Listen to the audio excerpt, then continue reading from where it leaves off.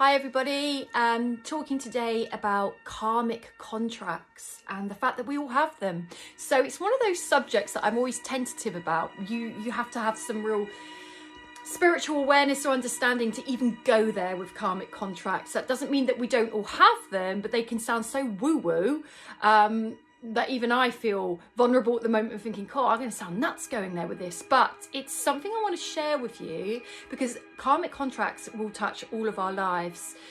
So humour me. You do not have to buy into anything I say. You don't have to believe any of my values, but just ponder the possibility that if there's any possibility what I'm about to say is true, think about what that means for your life. So karmic contracts are things that are linked to past lives, reincarnation, soul groups, monads, and it can be to do with soulmates. We have more than one, by the way. And people often don't want to hear that, but it's true, of different hierarchies of soulmates and groups, and none are better or worse. They're here for lessons. This is the thing. So it's considered in my world, and memories that I have, I believe this because it's my own evidence, but I'm not here to push it on anyone, is that we can often sign up for certain things prior to our birth, almost like an inventory of what do I want to learn in this life and how am I going to do it? The body is the vehicle, it's the facilitator, and we can have maps of what I call fates. Okay, so I'm fated that I'm going to meet this certain person and that certain person and have this experience.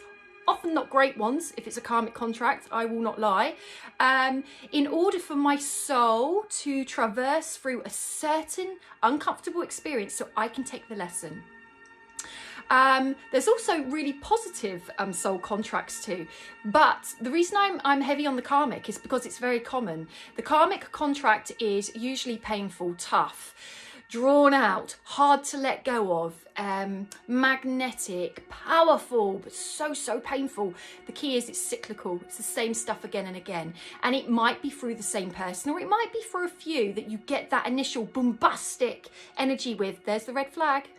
Really quick. It's like we've known each other forever. Well, maybe you have, past and present.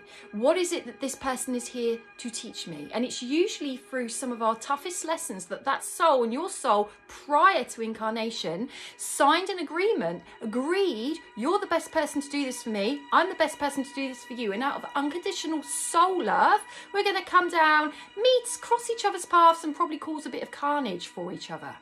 Now that's where it can get dodgy. That can be where people don't want to hear that, because if you've been through some horrendous things at the hands of somebody else, I'm not saying that that's a karmic contract, how could I know? But if there's any possibility that it was, it's like, okay, what would it be for my highest good I'm trying to take from this lesson? So it might be you've done some horrible things to me. I was here to grow my self-worth, my self-love, my self-respect, my ability to learn to say no without feeling bad, whatever it might be.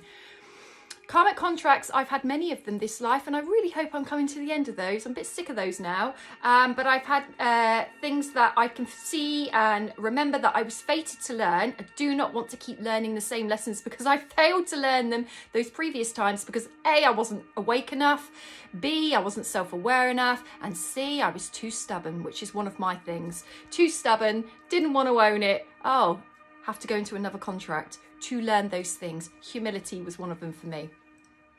Karmic contracts, it's about not worrying too much about why did it not work, it was nearly perfect. It's about, okay, it didn't work, maybe I'm being saved from something. It wasn't quite perfect, it was nearly perfect. Actually, I want perfect. And no, I don't mean perfect. There's no such thing as perfect. But why would you settle for 80% of something amazing when there's 100% out there? So it's all lessons, and it's linked to past lives. You might have met that person before. Similar situation, might be quite different story, but it generates the same emotions.